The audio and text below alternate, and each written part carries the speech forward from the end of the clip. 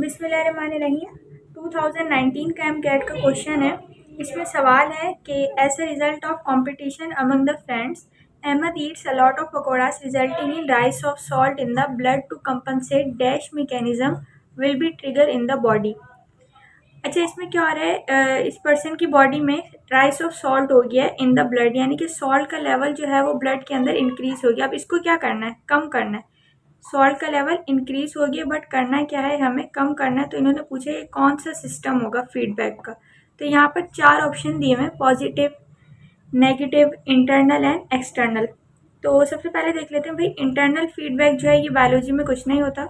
Internal feedback इस like कि अगर किसी कोई कोचिंग है, कोई ऑर्गेनाइजेशन है, वहाँ पे जो एम्प्लॉय अंदर काम कर रहे हैं उनका जो फीडबैक है, आउटपुट है, वो कैसा है। और एक्सटर्नल फीडबैक ये है कि अगर किसी ऑर्गेनाइजेशन की बाहर से कोई इन्फॉर्मेशन मिलती है तो वो एक्सटर्नल फीडबैक कहलाता है। तो ये 2 ऑप्शन तो नहीं है।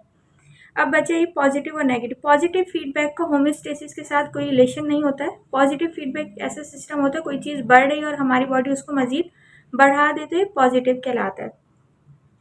अब नेगेटिव फीडबैक सिस्टम के अंदर ये है कि हमारी बॉडी के अंदर कोई चीज़, पर्सन ने एक क्या किया कि भाई बहुत ज़्यादा अलॉट ऑफ पकौड़े वगैरह ज़्यादा खा लिए, जिसकी वजह से सॉल्ट का लेवल बॉडी के अंदर बढ़ गया। अब क्या करना है, इसको कम करना है, यानी कि नॉर्मल जो सेट पॉइंट है सॉल्ट का वहाँ पर लाना है। तो इसके लिए कौन सा सिस्टम होगा, नेगेटिव फीडबैक। तो नेगेटिव फीडबैक ही ऐसा सिस्टम था जो किसी चीज़ को अपोज करता है, यानी कि उसके खिलाफ काम करता है। अगर कोई चीज़ बढ़ रही है तो उसको कम करेगा, इसी तरह अगर कोई चीज़ कम हो रही है तो उसको क्या करेगा, बढ़ाएगा। तो right option is B, negative feedback system.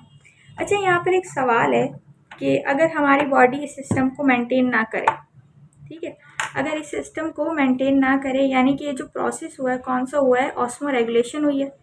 अगर हम होम्योस्टेसिस में बात करें तो होम्योस्टेसिस की टाइप है ऑस्मो रेगुलेशन।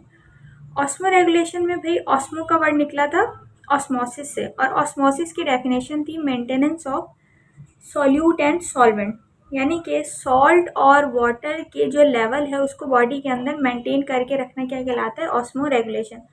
अब मैं कह रही हूँ कि देखो, अगर ब्लड के अंदर सॉल्ट का लेवल बढ़ गया, वो बढ़ा ही रहा है, उसको कम ना करें तो क्या हो सकता है।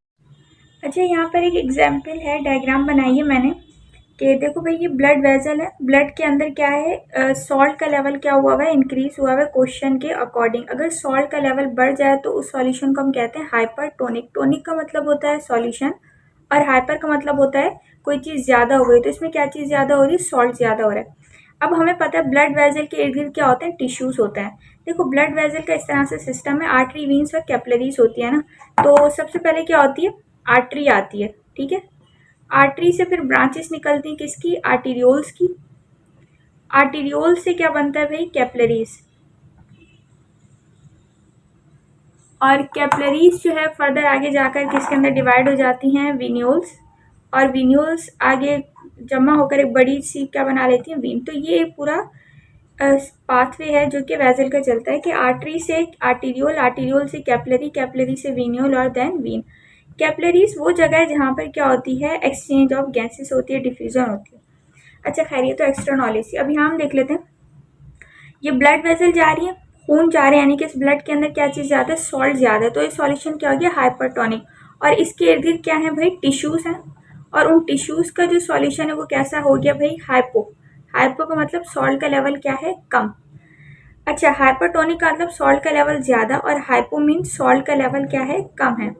अब हमें पता है वाटर हमेशा कहाँ से कहाँ मूव करता है, हाई से लो की तरफ मूव करता है। Water always moves from hypo to hyper. Osmosis की डेफिनेशन थी movement of molecule from high to low concentration. तो वाटर हमेशा कहाँ से कहाँ मूव करेगा, हाइपो से हाइपर की तरफ, हाइपो टू हाइपर। यानी कि हाइपो के पास वाटर ज़्यादा है और हाइपर के पास वाटर कम है। इसी तरह हाइपर के पास क्या चीज़ ज़्यादा है, सॉल्ट ज़्यादा है, और यहाँ पर वाटर क्या है, कम है। और हाइपो के पास क्या चीज़ ज़्यादा है, वाटर ज़्यादा है, और सॉल्ट क्या है, यहाँ पर कम है। और वाटर हमें पता है हमेशा कहाँ से कहाँ मूव करते हैं, हाइपो से hyper, high concentration to low concentration. अच्छा, मैं कह रही थी अगर सॉल्ट के लेवल को मेंटेन ना करें तो क्या हो सकता है।